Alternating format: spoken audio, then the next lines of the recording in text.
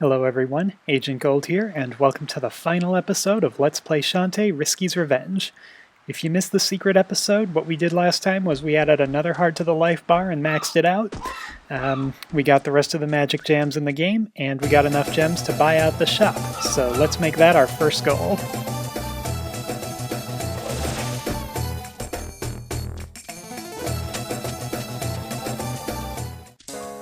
So let's see what the shopkeeper has left for us.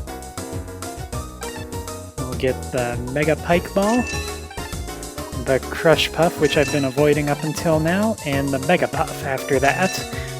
And we have enough gems to fill up our potions too, so let me go ahead and do that. It won't let you buy 3 if you can't hold 3, but that's fine because 3 is only a good deal if you're actually buying 3. There we go. Just enough to get everything. So let's see what this new gear does. First off, here's the Mega Pike Ball. No points for guessing. 3 Pike Balls, faster magic drain. And the Crush Puff. This is basically a bomb, and you can still whip it around with your hair. It takes a bit of a bite out of your magic, and it's a bit delayed to use, so I don't use it that often. And the Mega Puff is the same thing, but with a bigger and longer lasting explosion. And it costs more magic, so not really my cup of tea. By the way, the shopkeeper totally doesn't mind us testing out explosives in his shop. I mean, it's not like he keeps anything rare or valuable or expensive or collectible in here, so it's all good. Now, before we go on to the final encounter, at this point, things start to get a little bit odd in Scuttle Town. There are 4 conversations in particular I'm thinking of, and let me show you what they're like. This little girl has a question about her digital watch.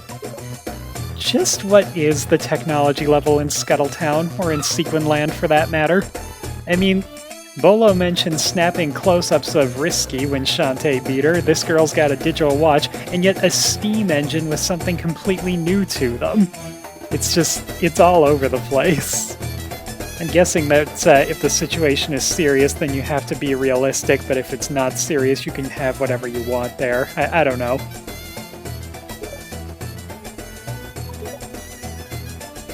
This guy had a monkey named Chubonky Kong. Nice name for a monkey right there. So whatever did happen to him? Why would you do that? It's even stranger when you read those in reverse order. This woman just apparently ate a monkey for no reason. And one more on our way out here. Is this just how he starts his conversations? I mean, would the world be a better place if everybody was walking up to purple-haired 16-year-old girls and telling them things like that? They don't even have to be purple-haired. It could just be any 16-year-old girl. I'm sure they'd love to know what people do with their own sweat. Alright, so to get to the final boss and to get to Risky, it's this area that's just outside of town and we're headed down to the right. And not that far right. And these enemies are a good chance to see the mermaid bubble for those who didn't see last time. And I just get really creeped out about these piranha fish's death animation. Their eye pops out of their head, they just fall apart, their bones are left. It's cartoony, but it's gruesome at the same time. And I believe this is the cavern that we're looking for.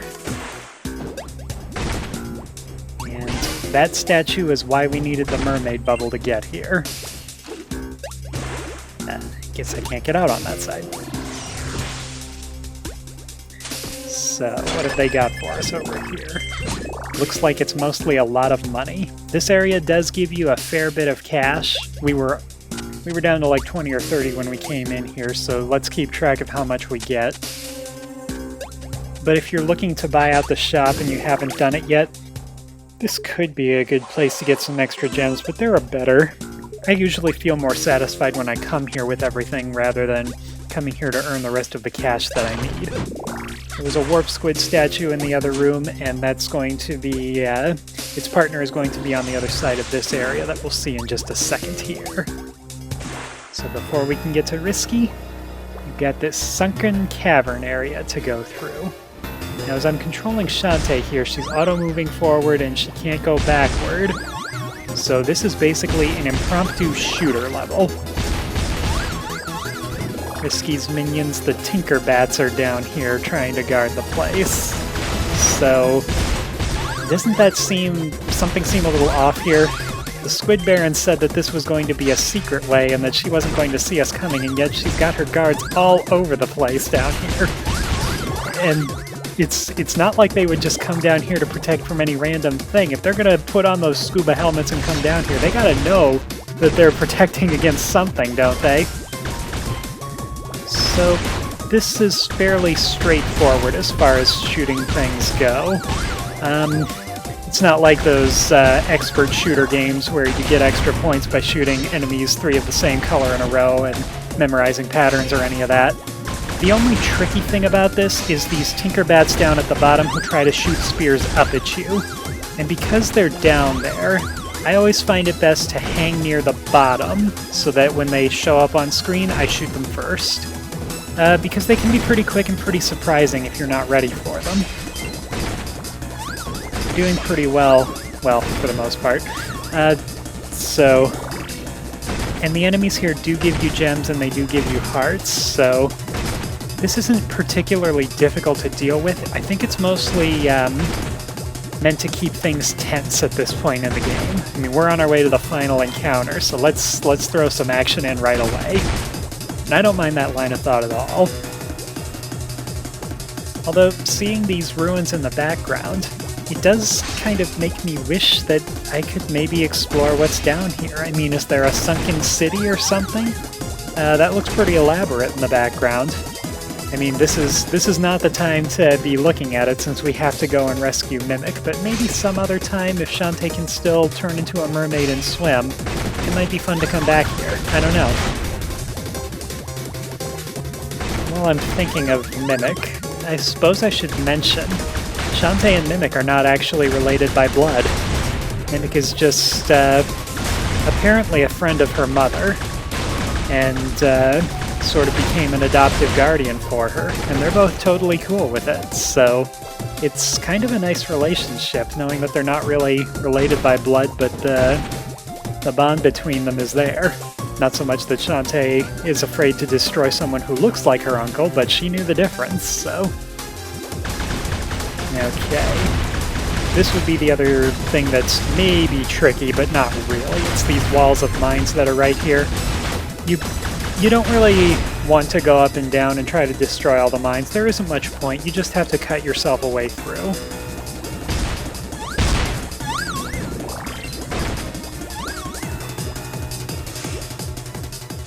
Not much you can do about these saw blades, and that little guy was cheap. You see, that's why I try to stay near the bottom and keep shooting things. I'm just blitzing this now. Yeah, the saw blades were something we could never really do anything about in the game, and this is no exception.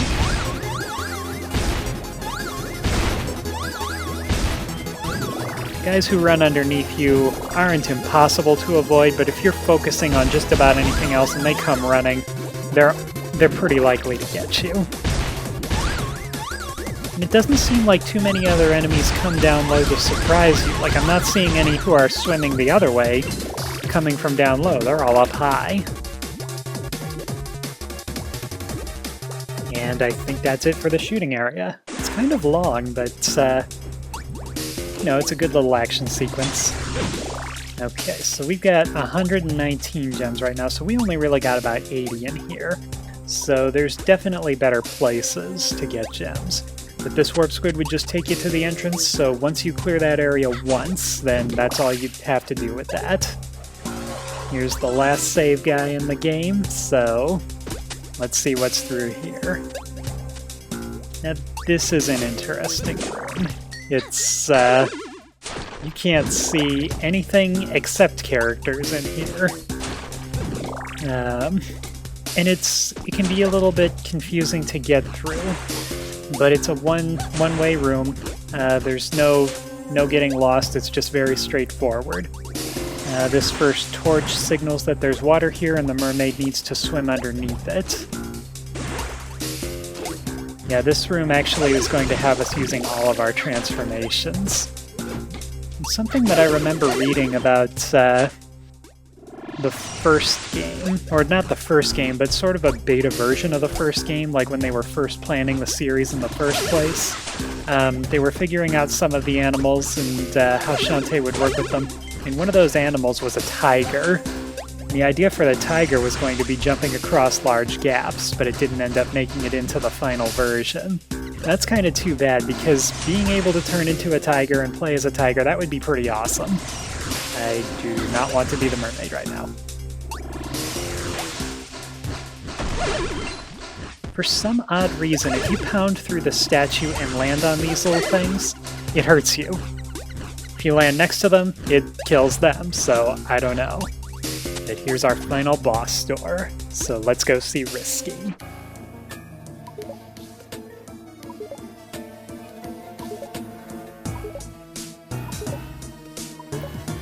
It looks like the Squid Baron wasn't lying about Roddy Tops helping Risky.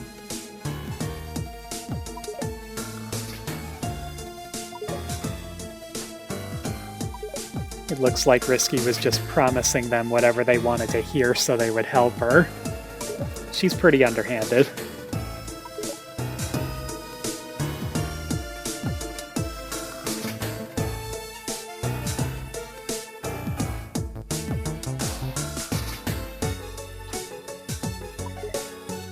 We don't really find out here if Shantae is going to forgive Roddy Tops for what happened here. I mean, it's pretty clear that her friends don't trust Roddy, but Shantae always has.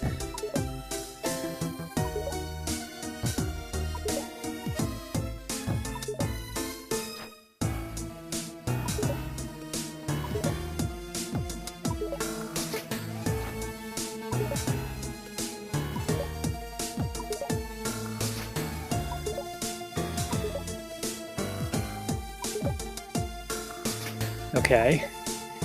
Is it okay if I just take a minute here and do some gushing? I promise I will keep this brief. Shantae is my favorite female protagonist I've ever seen in any game. I mean, look at what we've learned about her in this one short game. She is an action fighter, a puzzle solver, a dungeon explorer, an adventurer. She's intelligent and strong-willed, but she has her flaws. She's far from perfect. She trusted someone who ended up betraying her. She gets too proud to let others help her, which always comes right back to bite her. And she sometimes blames herself for things that aren't entirely her fault. She has her fan service in her outfit and dancing and everything, but so little focus is drawn to that that she isn't defined by it. You could take away the fan service and she'd still be notable. She is a believable, fully fleshed out female character who you can easily get behind. We need more female characters like that. Okay, I'm done. Normally, I don't like yes or no choices where no does the same thing as yes, but this is a case where I make an exception because, you know, it's totally understandable. She doesn't want to do this, but she has to.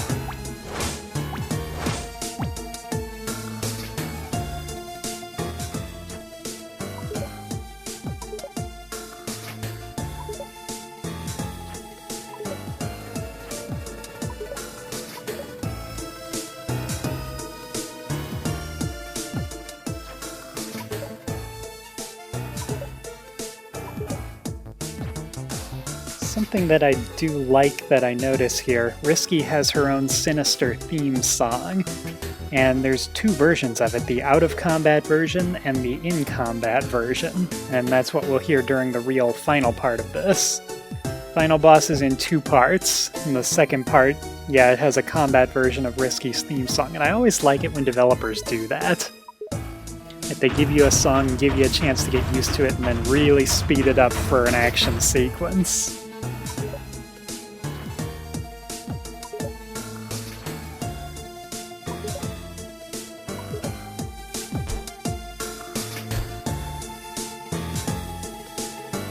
Alright, here we go.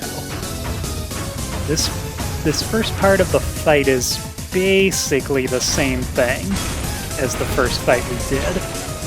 It's got some new attacks. He's quite a bit tougher all around, but the pattern and the way to defeat him is the same.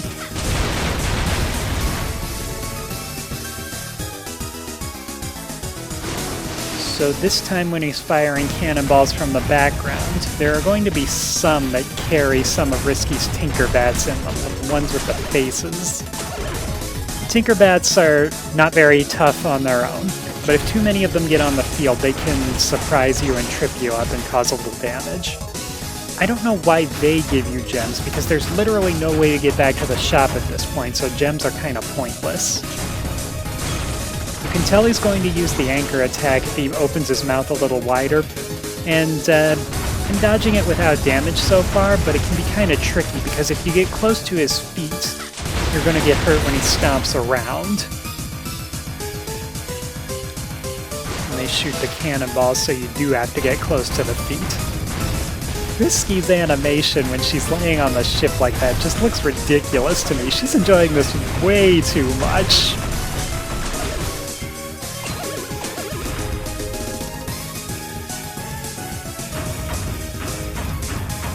This boss had 3 hits the first time, and I'm pretty sure it has 4 this time. So it's probably...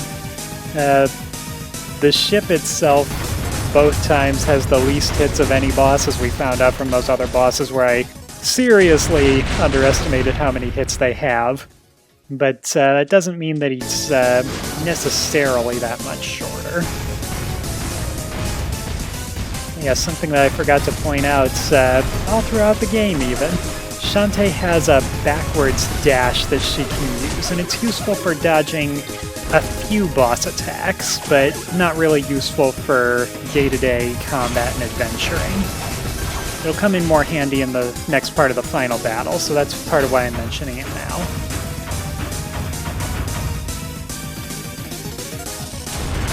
Is this our last hit? There we go. Shantae is awesome enough to blow up an entire ship with her hair.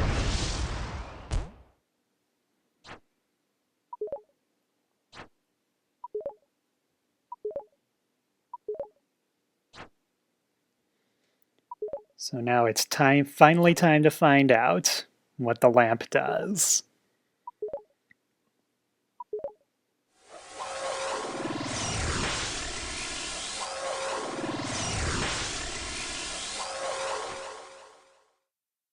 Not surprising that it reacts to a genie somehow. So let's hear exactly what it did.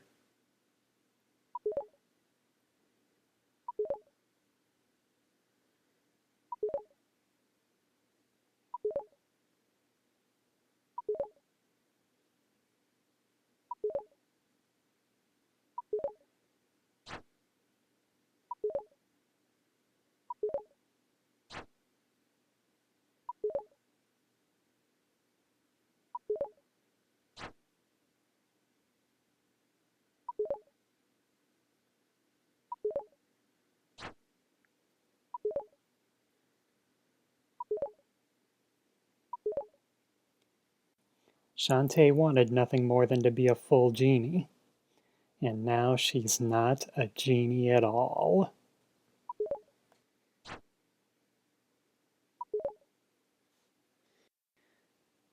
But just having to fight Risky without her powers wouldn't be nearly deep enough, now would it?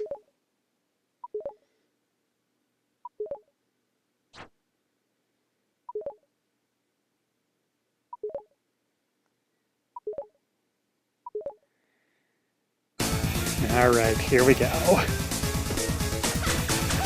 So, Shantae is not able to transform, but the genie side is. Shantae still has her hair whipped for some reason, and the genie side doesn't. And then everything we bought at the shop, that's still fair game. The mermaid transformation, as you can probably tell looking at it, it's pretty tough to dodge all of those bullets that it shoots, but it is possible. And if I get it, when she does it again, I'll tell you exactly what to look for. Uh-oh. Now I'm really glad the tiger transformation isn't in this game. So, Earlier in the Let's Play, I mentioned there are a few points where they force you to use the monkey bullet and the elephant stomp, so that you're required to get them. And even if it seems a little contrived, I like their approach because it very subtly sets up this fight. They know you have these items, so they know that they can give them to Dark Shantae. That's all we need.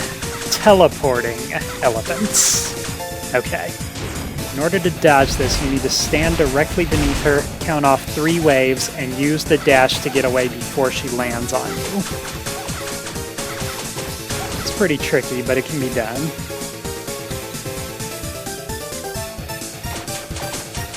She's vulnerable at pretty much all times, so whenever you can manage to hit her, go for it. But, you know, don't throw yourself in harm's way to do it, because she's pretty darn tough, and she'll do a lot of damage. Just like they set her up knowing that she would have various attacks that you had to collect throughout the game, they set you up so you wouldn't be completely defenseless.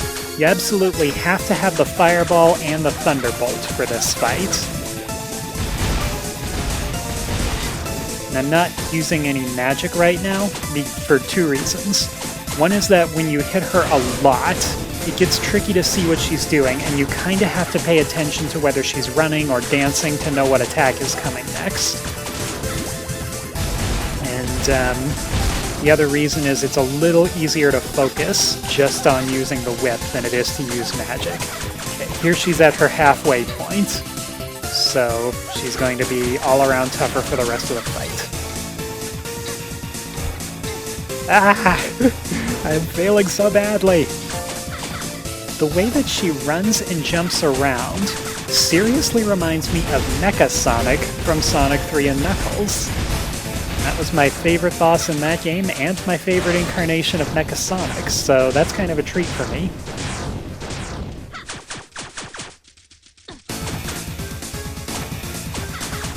Dodge the mermaid once she's gone through her halfway power-up, you need to count off 6 waves instead of 3. And that's really all that's different. There is an achievement for being able to beat her without using any potions, but I've never gotten it. Let's see if I happen to get lucky this time.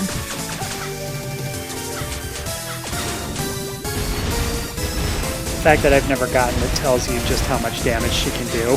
Oh shoot, miscounted.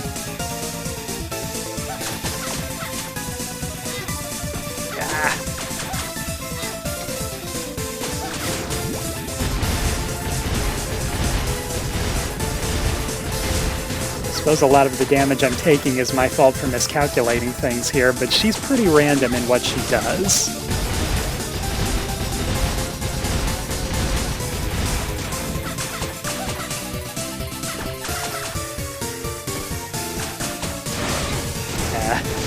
She spends less and less time dancing the more damage she takes. So you just have to be really quick with your reactions.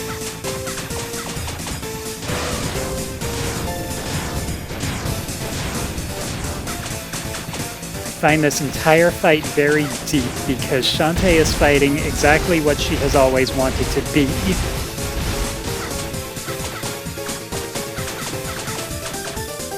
And now in order to save herself and her uncle, and, well, all of Sequin Land altogether, she has to destroy that part of her that she likes the most.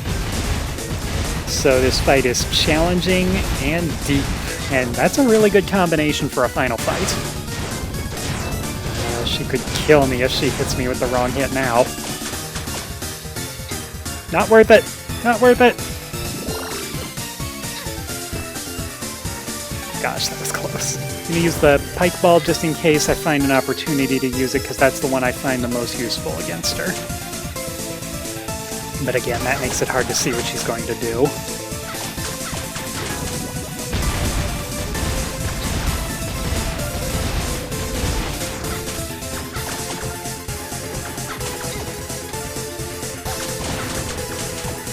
Already missed the achievement for not using potions, so it doesn't hurt if I take a little more damage. just using the pipe ball. There we go.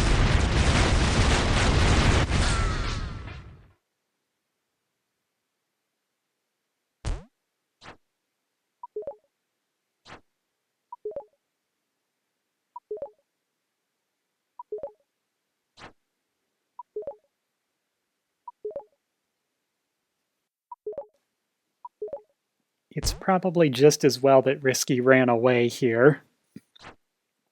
Without her genie magic and having just come from that fight, Shantae's probably not in good shape to fight her. And I find this moment very touching, actually. Just shows Mimic being very fatherly toward her because he knows that she just lost something really important to her.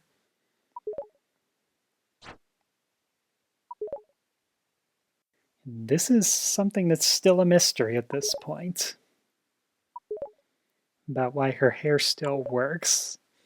If it could somehow have come from her father or something, we're not really sure.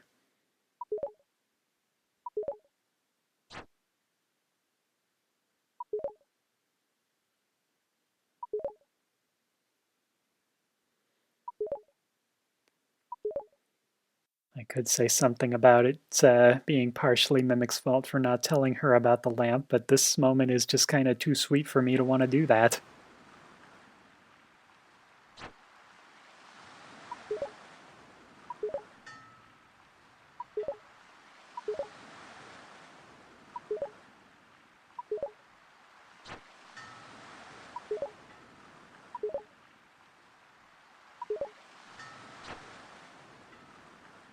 I feel like this ending really sets them up nicely for a sequel.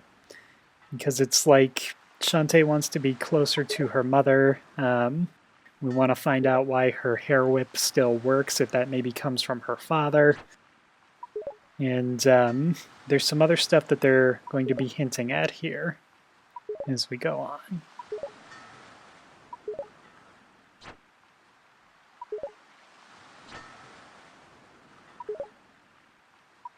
Yep, we don't actually get any resolution on what happens with the ammo baron here, so he could give the town back or he could still be in charge of it. They can go whichever way they want to with a sequel to this. And this sort of makes me think that we'll have other playable characters than Shantae in a future title, which I would really like. I'd like to see what her friends can do, and I'd like to connect with them a little bit more that way. So it'd be really nice if they turn out going that way.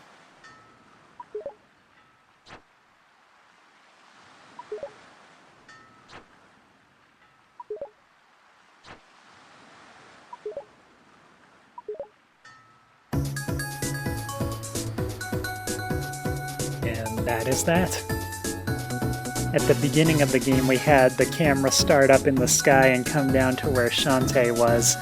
And then here at the end, they do that in reverse. Same exact place, but this time it's going up to the sky instead. So, kind of a neat little artistic trick there.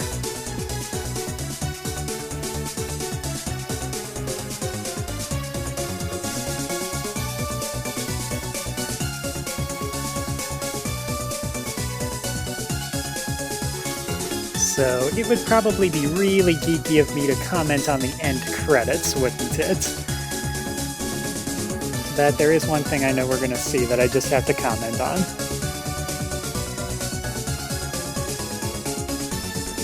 I love the fact that they call Voldy their tyrannical overlord. I'm assuming he's the owner of the company. His last name is Way and the company is Way Forward, so... but I do think that's pretty silly. Kind of tells me that these people have a good sense of humor. So, once this is done, we'll get a picture depending on how quickly we beat the game and how many items we got. For doing a speed run where you find all items, we should see a picture of Roddy Tops, and not just like a sprite picture, but an artwork picture. And there's more where that comes from with the other endings. Now, I did check before I did this chapter, and I definitely finished in plenty of time to do the speedrun. Something that I should mention about that for anyone who wants to try speedruns, when you're talking to people in dialogue or when you have the game paused, the clock stops. So that was very nice of the developers, so that you don't have to feel like you have to rush through the game. There's Brick Road, and the special thanks are there, by the way.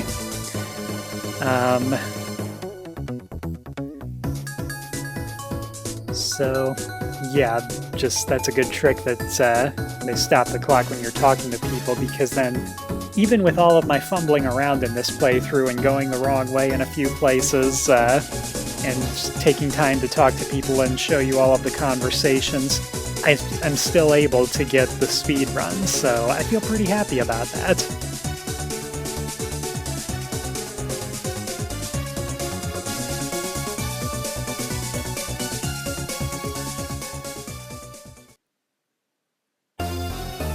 Yep, and there's our picture. So they don't show you your time here, but I believe that's so that you can take a screenshot of this if you like. So that's the end of the game. Now I do have a little something extra to share.